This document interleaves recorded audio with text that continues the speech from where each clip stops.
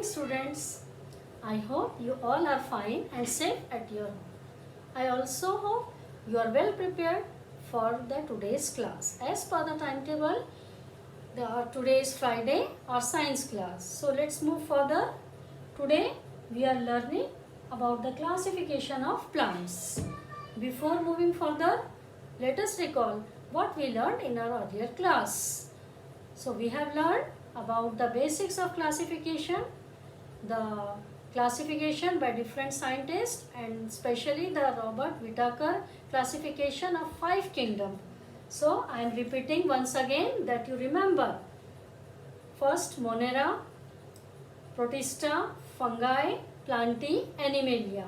I hope you all recall and kept in mind all these activities. This 5 kingdom classification you have learned in the earlier class. So let's move further. And one more thing, what are the 5 criteria which the Robert Whittaker kept for the classification? So first is the complexity of cell structure, means prokaryote or eukaryote. Second is complexity of organisms, whether it is unicellular or multicellular. Then mode of nutrition. If plants autotroph, means by photosynthesis they prepare their own food material. Fungi, they are saprophytic because they are absorbed from the dead organisms. Animals, they are heterotrophs. Fourth point is the lifestyle. Whether if plants, they are producers, if animals, they are consumers, if fungi, they are decomposers. Fifth point is phylogenetic relationships. So from prokaryotes to eukaryotes, from unicellular to multicellular. So these are the 5 criteria for the classification. So let's move further. So as we have already learned in the earlier classes that there are lots of living organisms. So in living organisms both and plants are there and animals are also there. So there are a number of varieties. There are about lakhs of plants on our planet Earth. So various types of plants are found in many places in our surroundings. Some are like the grasses, they are short. Some are very big and have a canopy. Some plants grow underwater and some plants float above the water. Moreover, a wide variety of these plants of same type, there is a variation. For example, the different variety of rice, wheat, different types of roses, then mangoes of various flavors. Also, some plants are found in the deserts also.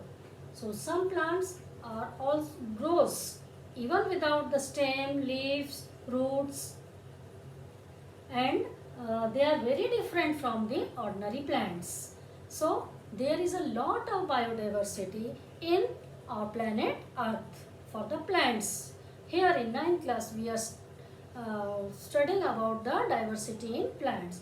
So let's study this diversity among the plants. As you have already learned about the Robert Whittaker 5 kingdom classification. So let's move further. What is the next step? Means what is there hidden in the plants which gives us freshness, so much greenery to our surroundings. So let's move further and we try to find out the reasons. What is the special cell structure which differentiate from a plant cell and the animal cell? So think about the students, but in this video you are seeing, so our communication is not there. So I am telling the group of autotrophic living organisms having eukaryotic cells with a cell wall, there is a group of plants. So plants have become autotrophs, so they prepare their own food material with the help of carbon dioxide, water, sunlight and chlorophyll by the process of photosynthesis. And the green pigment is the chlorophyll which helps to prepare the food. So living organism of this Plantae kingdom They are the main source of food material for all the living organisms. So this is the hidden secret behind the greenery of our surroundings. So let's move further. What is the basis of classification at the higher levels? So the presence or absence of organ for the classification of plants.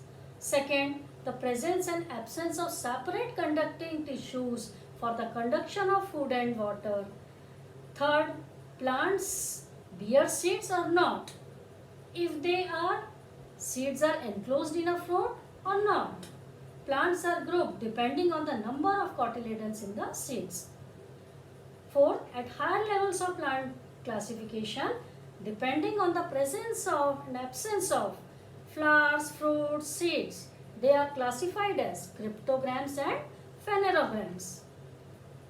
Next, in 1883, Eclair, a botanist, classified the plantae kingdom into subkingdoms called cryptograms and phanerograms. So, cryptograms are classified into 3 divisions. What are they? Let's see, students.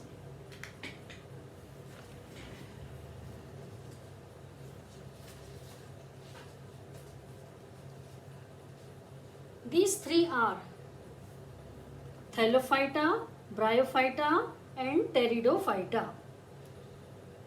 So, see here students, Thallophyta.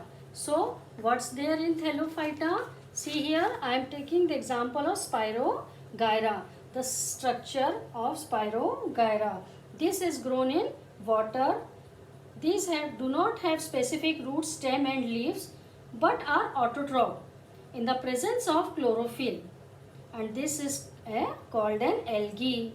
Algae also shows a great diversity. They may be unicellular or multicellular. Some are microscopic and some are large. So these plants have a soft fiber-like body. Various types of fungi like yeast and molds which do not have chlorophyll, they are also included in this group. So I have shown this example of Spirogyra under the division Thallophyta. Second one is Bryophyta. What is this second, student? It is Bryophyta. So this group of plants is called the amphibians of the plant kingdom because they grow in moist soil. They grow in moist soil but need water for the reproduction. These plants are thalloid, multicellular and autotrophs. They reproduce by the spore formation. The structure of the plant body of bryophytes is flat, ribbon-like, long, without true roots, stem and leaves. Instead, they have the stem-like or leaf-like. And roots, if there, it is like the rhizoids. So, they do not have specific tissues for the conduction of food and water. All these things are given in your book, students, and this I will send you on the class group of our WhatsApp group. So don't take tension. So let's move further. Third division is the Bryophyta. So students, let's see, it is a fern plant. In this division, well developed root, stem, leaves and separate tissues for the conduction of food and water, but they do not bear flowers and fruits. They also reproduce with the help of spores from along the back and the posterior surface of their leaves, means at the back side. Here, when this plant grow, here the spores are present and the reproduction takes place. So they reproduce with the help of spores. So this is a fern plant. Is that clear, students? I hope you understood all this what I have said to you. So let's move further.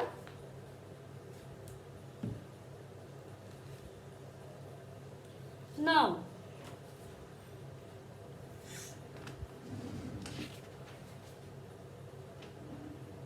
as I have already told you students, what I told,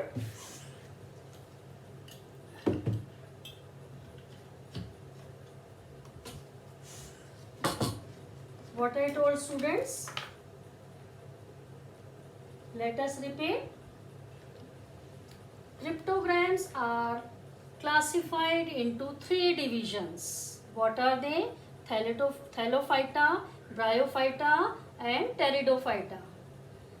Likewise, phanerograms are classified as gymnosperms and angiosperms depending on whether the seeds are enclosed within a fruit or not. So, two are angiosperms and first one is angiosperm, second one is gymnosperm. Again, depending upon the number of cotyledons in the seeds, angiosperms are further divided into two, monocot and dicot. So, students, I want to tell you, I have taken some seeds, rajma, chana, barbati, and soaked in the water. Keep it for 6 to 8 hours and next day observe what happens. If, let's see, if the cover comes out and it is equally divided into two parts. Let's see that. If it is divided into two parts, that means it is a dicot. If not, it is a monocot. We will see in the next video in detail. So you do this activity, what I have told. Take water in a small bowl, keep the seeds whatever is there in your kitchen, and see after 6 to 8 hours what happens. If they divide completely into two equal parts, then it is a dicot. If not, it is a monocot. So students, coming to gymnosperms. So here I am showing you the cones of cycas. See, this is male and female cone. So here male and female, they are both in a same plant. So gymnosperms means seeds are not having the covers. Gymnos means nakeds and gymnosperms means not having the covers and sperms means seeds. So seeds which do not have cover, they are the gymnosperms. So it is a cone of a plant, cycas, male cone and female cone. You identified it. So coming further, we have seen that here the basis of classification, let us recall again, there is a lot of biodiversity among the plants. So it is necessary to classify them. Is that clear, students? So the Robert Whittaker scientist 5 kingdom classification we learned. Then further at higher levels, it is depending on the number of seeds, whether and the separate conducting tissues, what I have shown you here. So there are various criteria. All these are in your book. So please read the books thoroughly, because you have already taken it from our sides. We have given you the book, students. So please follow the instructions, and in the next video you learn about the monocots and dicot. What is the main difference between the monocot and dicot? So I hope you all have understood. So thank you, students. We will meet in the next class. Thank you.